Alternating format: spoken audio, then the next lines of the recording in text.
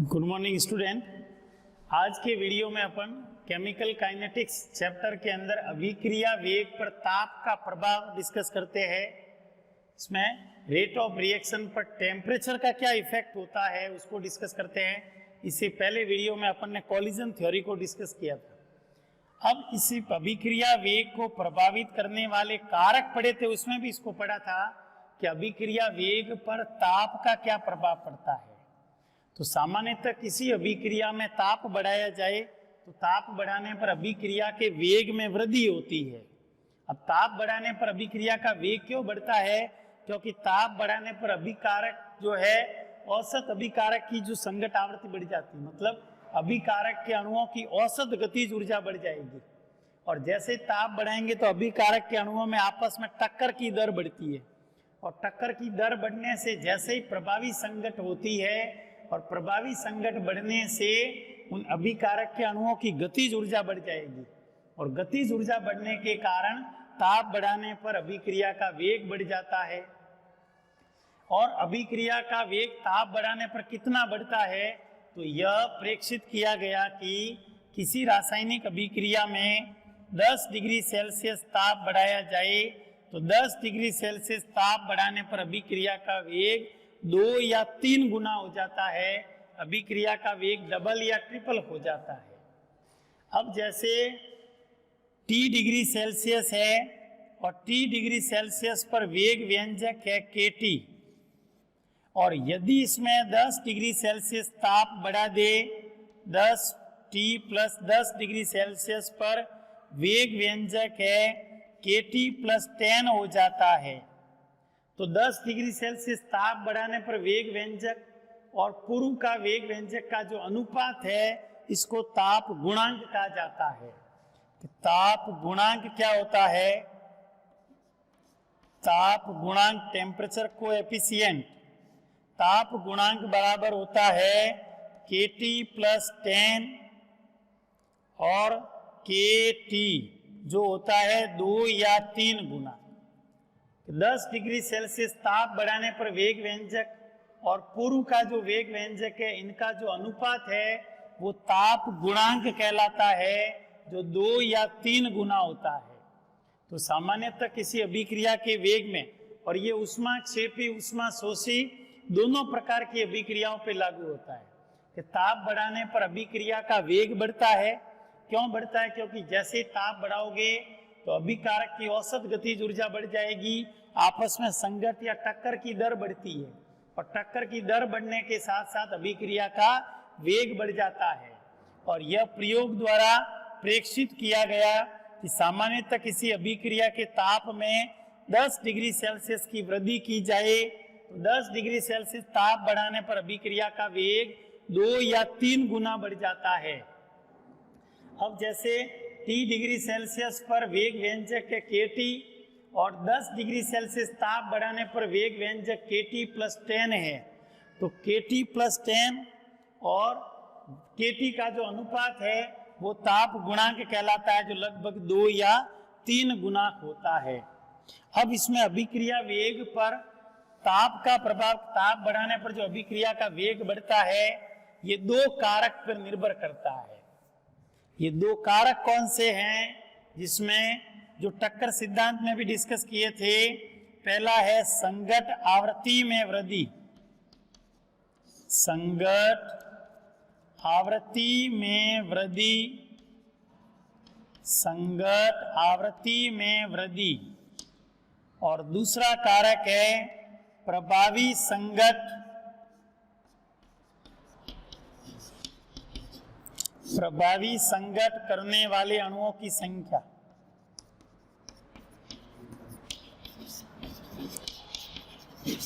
की संख्या में वृद्धि।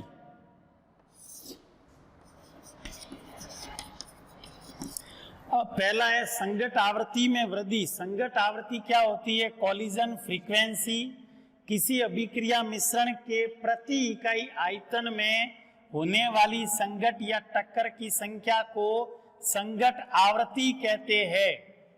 और जैसे संगत आवृत्ति बढ़ती है तो संगत आवृत्ति बढ़ने से अभिक्रिया का वेग बढ़ता है। अब सामान्यतः यह प्रेक्षित किया गया कि कि यदि सभी की संगत आवृत्ति जो है वो 3% बढ़ती है ताप बढ़ाने पर, और अभिक्रिया का वेग जो है वो 200 से 300% तक बढ़ जाता है। मतलब कि ताप बढ़ाने पर संगत आवृत्ति में 3% की वृद्धि हो रही है, तो अभिक्रिया वेग उससे कई गुना 200 से 300% तक बढ़ जाता है। तो कहने का मतलब है कि ताप बढ़ाने पर जो अभिक्रिया का वेग बढ़ता है वो केवल संगत आवृत्ति पर ही निर्भर नहीं करता है। संगत आवृत्ति के साथ साथ मुख्य कारक है प्रभावी संगत की संख्या, कि प्रभावी टक्कर कितनी हो रही है, इफेक्टिव कॉलिजन कितनी हो रही है, उस पर भी डिपेंड करता है। और प्रभावी संगत की संख्या बढ़ेगी तब उसके अंदर अभिक्रिया का वेग बढ़ता जाएगा। अब इसके अंदर अभिकारक के अणु हैं, उनमें आपस में टक्कर हो रही है। ऐसा नहीं है कि कोई भी टक्कर और किसी भी टक्कर से उत्पाद बनता है, उसके अंदर प्रभावी टक्कर होनी जरूरी है। उपयुक्त विन्यास के अंदर प्रभावी टक्कर हो। प्रभावी का मतलब जो अभिकारक के अणु आपस में टक्कर कर रहे हैं, तो टक्कर के द्वारा उनको एक्स्ट्रा एनर्जी मिलती है, अतिरिक्त ऊर्जा, वो सक्रियण ऊर्जा या दहली ऊर्जा के समान या इससे अधिक ऊर्जा है, तो वो अभिकारक के अणु आपस में प्रभावी संगत करते हैं और प्रभावी संगत करने के बाद उत्पाद में बदल जाते हैं। और प्रभावी संगत बढ़ने के साथ साथ अभिक्रिया का वेग बढ़ता है। तब इसमें सामान्यतः अभिक्रिया के वेग पर ताप का प्रभाव, तो ताप बढ़ाने पर जो अभिक्रिया का वेग बढ़ता है, तब इसमें ये दो कारक इंपॉर्टेंट है। एक तो संगत आवृत्ति को बढ़ाया जाए, तो संगत आवृत्ति को बढ़ाने पर अभिक्रिया का वेग बढ़ता है। और यह प्रेक्षित किया गया कि ताप बढ़ाने पर 3% संगत आवृत्ति बढ़ती है, तो अभिक्रिया का वेग 200 से 300% बढ़ जाता है। इतनी अभिक्रिया तीव्र गति से हो जाती है। मतलब जो अभिक्रिया वेग है वो संगत आवृत्ति पर ही केवल निर्भर नहीं करता है, उसके अलावा प्रभावी संगत या प्रभावी टक्कर पर भी निर्भर करता है, कि जितनी प्रभावी टक्कर बढ़ती है उतना अभिक्रिया का वेग भी बढ़ता जाता है। जितने अभिकारक के अणु आपस में प्रभावी टक्कर करेंगे तो उनकी गतिज ऊर्जा बढ़ जाएगी, और गतिज ऊर्जा बढ़ने से अभिक्रिया का वेग बढ़ता जाता है। अब इसकी व्याख्या करने के लिए दो वैज्ञानिक आए, मैक्सवेल और बोल्ट्जमान, जिन्होंने ग्राफ बनाकर इसको समझाया, जिसको कहते हैं मैक्सवेल बोल्ट्जमान ऊर्जा वितरण वक्र। अब समझना, ऊर्जा वितरण वक्र, मैक्सवेल बोल्ट्जमान ऊर्जा वितरण वक्र। अब इसी के अंदर 10 डिग्री सेल्सियस ताप बढ़ाने पर अभिक्रिया का वेग 2 या 3 गुना हो जाता है। इसको समझाने के लिए तो वैज्ञानिक है मैक्सवेल और बोल्ट्जमान, जिनको मैक्सवेल बोल्ट्जमान ऊर्जा वितरण वक्र कहते हैं। मैक्सवेल बोल्ट्जमान ऊर्जा वितरण वक्र, मैक्सवेल बोल्ट्जमान ऊर्जा वितरण वक्र। अब ये ग्राफ समझना कि मैक्सवेल बोल्ट्जमान ऊर्जा वितरण वक्र क्या है। इन वैज्ञानिकों ने क्या किए, क्रिया करने वाले अभिकारक के क्रियाकारी अणुओं का अंश और ऊर्जा के बीच में ग्राफ बनाया। यहां पर लिखते हैं क्रियाकारी अणुओं का अंश, क्रियाकारी अणुओं का अंश, क्रियाकारी अणुओं का अंश, और इधर लिख देते हैं गतिज ऊर्जा इन टक्कर द्वारा। अब इसमें क्या होगा, जैसे अभिकारक के अणु आपस में टक्कर करते हैं और प्रभावी टक्कर के द्वारा इनको एक्स्ट्रा एनर्जी, सक्रियण ऊर्जा या उससे अधिक ऊर्जा प्राप्त होती है, तो वो उत्पाद में परिवर्तित होते हैं। और जैसे जैसे उनमें प्रभावी टक्कर बढ़ती है, टक्कर के द्वारा उनकी गतिज ऊर्जा बढ़ती जाती है। अब मान लो इस तरफ ऊर्जा बढ़ रही है अभिकारक के अणुओं की, और ये ऊपर की ओर क्रियाकारी अणुओं की संख्या बढ़ रही है, और इस बिंदु पर ये गतिज ऊर्जा, ये E है सक्रियण ऊर्जा, कि अभिकारक के अणु इस बिंदु पर, इस यहाँ पर ये सक्रियण ऊर्जा को प्राप्त कर लेते हैं। तो पहले T1, जैसे T डिग्री सेल्सियस ताप पर वक्र बनाए, तो जैसे ये T1 वक्र इस टाइप का प्राप्त होता है, ये है T1 वक्र। अब जैसे जैसे इनके अंदर क्रियाकारी अणुओं की संख्या बढ़ती है तो आपस में टक्कर के द्वारा इनकी गतिज ऊर्जा भी बढ़ती है। और यहां पर जो ये है इसका शीर्ष पॉइंट, इसको कहते हैं अति संभाव्य गतिज ऊर्जा। अति संभाव्य गतिज ऊर्जा, अति संभाव्य गतिज ऊर्जा, मोस्ट प्रोबेबल काइनेटिक एनर्जी। अति संभाव्य गतिज ऊर्जा का मतलब ये नहीं है कि अधिकतम गतिज ऊर्जा है, क्योंकि गतिज ऊर्जा तो इस तरफ बढ़ रही है, ये तो क्रियाकारी अणुओं की संख्या बढ़ रही है। मतलब इस बिंदु पर ये जो ऊर्जा है, यहां पर क्रियाकारी अणुओं की संख्या अधिकतम है। इस पॉइंट पर जो क्रियाकारी अणु हैं अभिकारक के, उनकी संख्या अधिकतम है, ऊर्जा अधिकतम नहीं है। ये अति संभाव्य ऊर्जा क्षेत्र है कि ये जो बिंदु है, इस बिंदु पर अभिकारक के अणुओं की संख्या अधिकतम है। फिर इसके बाद में जैसे इनमें टक्कर होती जाती है, टक्कर के द्वारा जहां पर भी इफेक्टिव कॉलिजन होगी, प्रभावी टक्कर होगी, वहां पर सक्रियण ऊर्जा प्राप्त हो जाएगी। अब यहां से अभिकारक के अणु टक्कर करते जा रहे हैं, उनमें टक्कर हो रही है और गतिज ऊर्जा भी बढ़ रही है, लेकिन प्रभावी टक्कर नहीं हो रही है। प्रभावी टक्कर कहां होगी? जिनको जहां पर उनको सक्रियण ऊर्जा मिल जाएगी। अब मान लो ये सक्रियण ऊर्जा है और इस बिंदु पर, जैसे ये वाला ले लेते हैं, ये सक्रियण ऊर्जा ये, इस बिंदु पर अभिकारक के अणुओं में प्रभावी टक्कर हो जाती है और प्रभावी टक्कर के बाद इनको सक्रियण ऊर्जा प्राप्त हो जाती है। तो ये जो अभिकारक के अणु हैं, क्रियाकारी अणु, ये प्रभावी संघट कर रहे हैं। ये जैसे ये A, ये B, ये C, ये D, तो ये जो भाग है ये T डिग्री सेल्सियस ताप पर घेरा गया क्षेत्र है। T डिग्री सेल्सियस ताप पर घेरा गया क्षेत्र है। अब इसमें क्या करेंगे? 10 डिग्री सेल्सियस ताप को बढ़ाएंगे। जैसे यहां गतिज ऊर्जा है तो इतने क्रियाकारी अणु हैं, यहां पर गतिज ऊर्जा, ये क्रियाकारी अणुओं की संख्या इतनी है, यहां पर क्रियाकारी अणुओं की संख्या है तो उनकी ऊर्जा इतनी है। जहां पर ये जो वक्र का शीर्ष भाग है, इसको अति संभाव्य गतिज ऊर्जा कहते हैं, मोस्ट प्रोबेबल काइनेटिक एनर्जी। इसका मतलब है इस बिंदु पर क्रियाकारी अणुओं की संख्या अधिकतम है, न कि ये अधिकतम गतिज ऊर्जा है।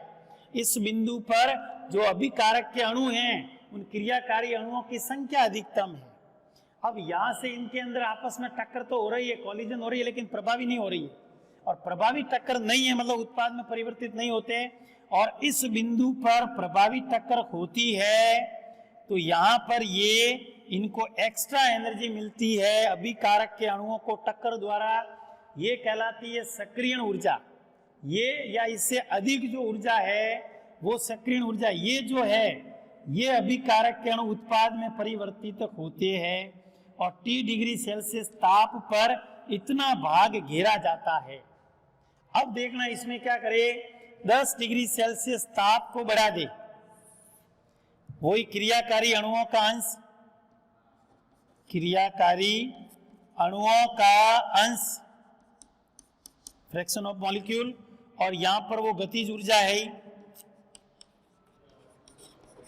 अब पहले जो वक्र था वो इस टाइप का था, ये T1 वक्र था और ये गतिज ऊर्जा, जिसकी सक्रियण ऊर्जा EA, इतना भाग घेरा गया था। अब क्या करते हैं, इसमें 10 डिग्री सेल्सियस ताप बढ़ा दे तो 10 डिग्री सेल्सियस ताप बढ़ाने पर वक्र इस प्रकार का प्राप्त होता है। ये T1 वक्र है, ये T2 वक्र है। अब जैसे ही 10 डिग्री सेल्सियस ताप बढ़ा दिया तो 10 डिग्री सेल्सियस ताप बढ़ाने पर वक्र का शीर्ष भाग दाहिनी तरफ खिसक जाता है। इस वक्र का जो शीर्ष भाग है वो दाहिनी तरफ खिसक जाता है, मतलब यहां से यहां तक गतिज ऊर्जा बढ़ जाती है।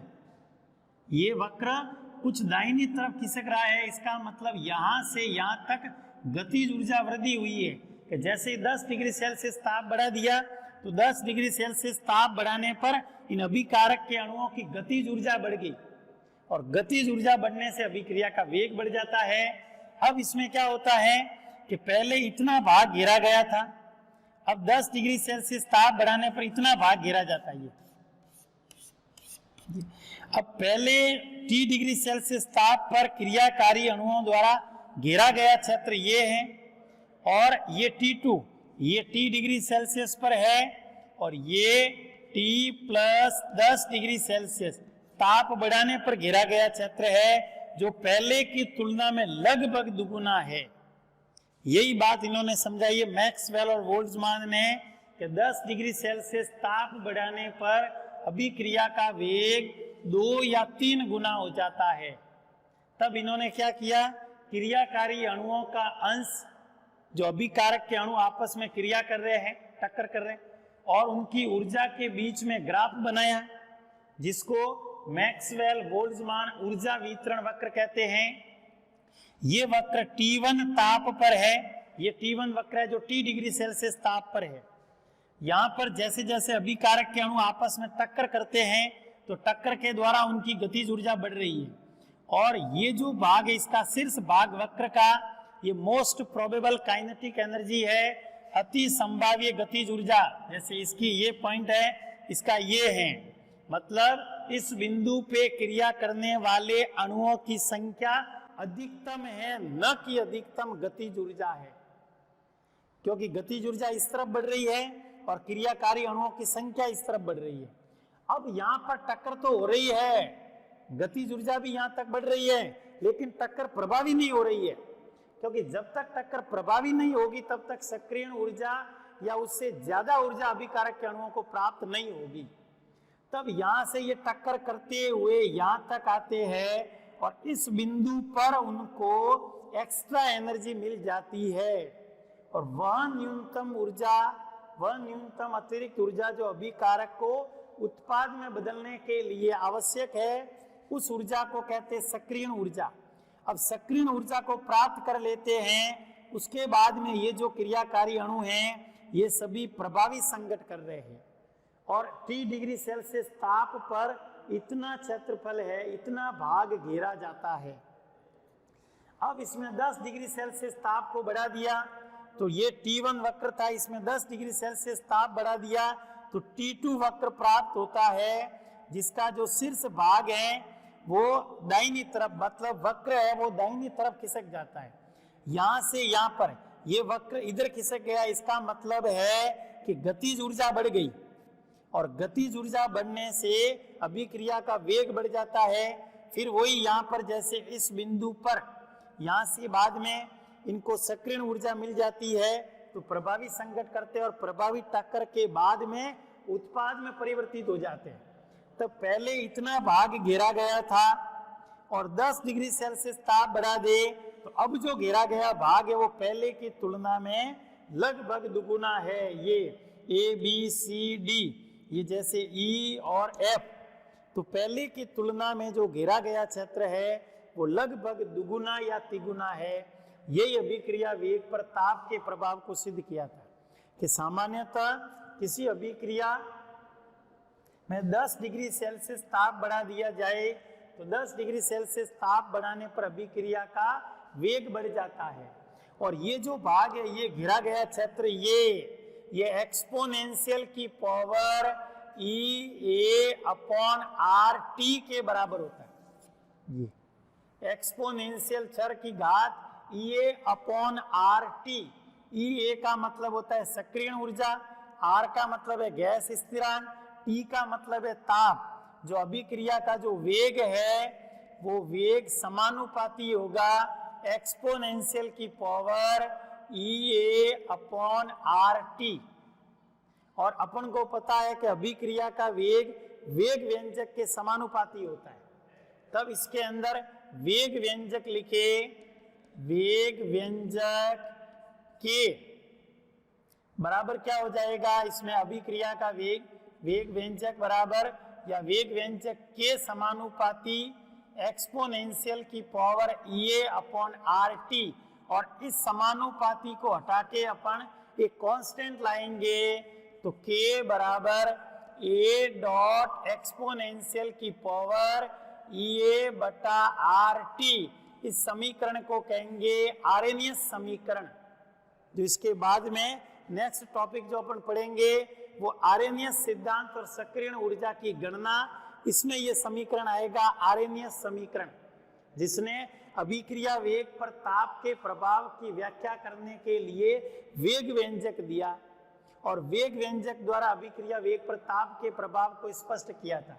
तो यहाँ पर जो घेरा गया क्षेत्र है ये एक्सपोनेंशियल e की पावर EA अपॉन RT के बराबर होता है और अभिक्रिया का वेग जो है वो इसके समानुपाती है और हम जानते हैं कि अभिक्रिया का वेग वेग व्यंजक के समानुपाती होता है। तो के समानुपाती इसके कर सकते हैं और समानुपाती को हटाएंगे तो यहाँ पर एक कांस्टेंट आ जाएगा A डॉट एक्सपोनेंशियल की पावर EA अपॉन RT, जहाँ K है वो वेग व्यंजक है, A को कहते हैं प्री एक्सपोनेंशियल कोएफिशिएंट, पूर्व चर घातांक या आवर्ती गुणांक, या इसको आरेनियस गुणांक भी कहा जाता है। और EA का मतलब है सक्रियण ऊर्जा, R का मतलब है गैस स्थिरांक और T का मतलब है परम ताप केल्विन में। इसको अपन आरेनियस सिद्धांत और सक्रियण ऊर्जा की गणना जो पढ़ेंगे उसमें डिस्कस करेंगे। तो अभी जो पढ़ा है वो अभिक्रिया वेग पर ताप का प्रभाव है। तो वापिस समझना, मैं रिवाइज करवा रहा हूं कि अभिक्रिया वेग पर ताप का प्रभाव क्या पड़ता है। तो ताप बढ़ाने पर किसी अभिक्रिया के वेग में वृद्धि होती है, जो अपन ने इससे पहले कारक में भी समझा था कि किसी अभिक्रिया में ताप बढ़ाया जाए तो ताप बढ़ाने पर अभिक्रिया का वेग क्यों बढ़ता है, क्योंकि जैसे किसी अभिक्रिया के अंदर ताप बढ़ाते हैं तो अभिकारक के अणुओं की औसत गतिज ऊर्जा बढ़ जाती है और उनमें टक्कर की दर बढ़ती है। टक्कर की दर बढ़ने के साथ साथ उनमें प्रभावी संघट होती है और प्रभावी संघट बढ़ने के साथ साथ अभिक्रिया की जो गतिज ऊर्जा बढ़ जाएगी तो अभिक्रिया का वेग बढ़ जाता है, अभिक्रिया के वेग में वृद्धि होती है। फिर ये प्रयोग द्वारा प्रेक्षित किया गया कि 10 डिग्री सेल्सियस ताप बढ़ाया जाए तो 10 डिग्री सेल्सियस ताप बढ़ाने पर अभिक्रिया का वेग 2 या 3 गुना बढ़ जाता है और इसके लिए ताप गुणांक दिया गया कि T डिग्री सेल्सियस ताप पर वेग व्यंजक के KT और 10 डिग्री सेल्सियस ताप बढ़ा दे तो वेग व्यंजक हो जाता है KT प्लस 10। तो 10 डिग्री सेल्सियस ताप बढ़ाने पर वेग व्यंजक और पहले के वेग व्यंजक का जो अनुपात है उसको ताप गुणांक कहते हैं, टेम्परेचर कोएफिशिएंट, जो लगभग 2 या 3 गुना होता है। अब उसके बाद में अभिक्रिया वेग पर जो 10 डिग्री सेल्सियस ताप बढ़ा रहे हो और अभिक्रिया वेग दुगुना या तिगुना हो रहा है तो उसकी व्याख्या करने के लिए वैज्ञानिक है मैक्सवेल और बोल्ट्जमान। मैक्सवेल और बोल्ट्जमान ने ऊर्जा वितरण वक्र दिए। इन्होंने सांख्यिकी द्वारा स्टैटिक्स गणना करके वक्र बनाए जिसमें क्रियाकारी अणुओं का अंश और उन अभिकारक के अणुओं की गतिज ऊर्जा के बीच में ग्राफ बनाया है। यहाँ पर जैसे जैसे ये आप अभिकारक के अणुओं में आपस में टक्कर होती है तो टक्कर के साथ साथ क्रियाकारी अणुओं की संख्या बढ़ रही है और संख्या बढ़ने के साथ साथ इनकी गतिज ऊर्जा बढ़ जाती है और वक्र का जो शीर्ष भाग है वो मोस्ट प्रोबेबल काइनेटिक एनर्जी कहलाता है, अति संभाव्य गतिज ऊर्जा। मतलब इस बिंदु पे क्रियाकारी अणुओं की संख्या अधिकतम है। उसके बाद में जहां पर भी अभिकारक के अणुओं में प्रभावी टक्कर होगी, प्रभावी संघट होगी, तो वो अभिकारक के अणु अतिरिक्त ऊर्जा को प्राप्त करते हैं। वो अतिरिक्त ऊर्जा कहलाती है सक्रियण ऊर्जा। और मान ला इस बिंदु पे सक्रियण ऊर्जा प्राप्त हो रही है तो सक्रियण ऊर्जा के बाद में ये जो अणु हैं ये सभी प्रभावी टक्कर कर रहे हैं। इससे पहले टक्कर तो हो रही है, गतिज ऊर्जा भी बढ़ रही है, लेकिन प्रभावी नहीं है। प्रभावी नहीं है मतलब उत्पाद में परिवर्तित नहीं होंगे। और ये जो इफेक्टिव कॉलिजन हो रही है यहाँ पर सक्रियण ऊर्जा प्राप्त होने के बाद में, तो ये क्रियाकारी अणु जो है ये उत्पाद में परिवर्तित होते हैं। फिर इसमें 10 डिग्री सेल्सियस ताप बढ़ा दिया। 10 डिग्री सेल्सियस ताप बढ़ाने पर वक्र कुछ दाहिनी तरफ खिसक जाता है, मतलब इनकी गतिज ऊर्जा बढ़ जाती है और पहले जितना भाग घेरा गया था उसकी तुलना में अब लगभग दुगुना क्षेत्र प्राप्त होता है। मतलब 10 डिग्री सेल्सियस ताप बढ़ाया तो अभिक्रिया का वेग लगभग 2 या 3 गुना हो जाता है। ये है मैक्सवेल बोल्ट्जमान ऊर्जा वितरण वक्र, और ये घेरा गया जो क्षेत्र है ये एक्सपोनेंशियल की पावर E/RT के बराबर होता है, और अभिक्रिया का वेग जो है वो इसके समानुपाती होता है। अभिक्रिया का वेग समानुपाती E⁻E/RT, और अब वेग है वो वेग व्यंजक के समानुपाती होता है, तो के समानुपाती कह सकते हैं E⁻E/RT, और समानुपाती को हटाने के लिए एक कांस्टेंट लाते हैं A.E⁻E/RT, जहाँ A को कहते हैं पूर्ण चर घातांक या आवर्ती गुणांक या आरएनएस गुणांक, E सक्रियण ऊर्जा है, R गैस स्थिरांक है, और T है वो परम ताप है केल्विन में। इसको अपन अगले टॉपिक आरएनएस सिद्धांत में भी डिस्कस करेंगे। तो नेक्स्ट जो लास्ट टॉपिक इस चैप्टर के अंदर है आरएनएस सिद्धांत क्या होता है, आरएनएस ने अपने सिद्धांत में क्या धारणाएं बताई, और सक्रियण ऊर्जा का क्या महत्व है, सक्रियण ऊर्जा की गणना ग्राफीय विधि और गणितीय विधि से कैसे करते हैं। तो एक लास्ट टॉपिक रहा है आरएनएस सिद्धांत और सक्रियण ऊर्जा की गणना, इसको अपन अगले वीडियो में डिस्कस करेंगे। Thank you.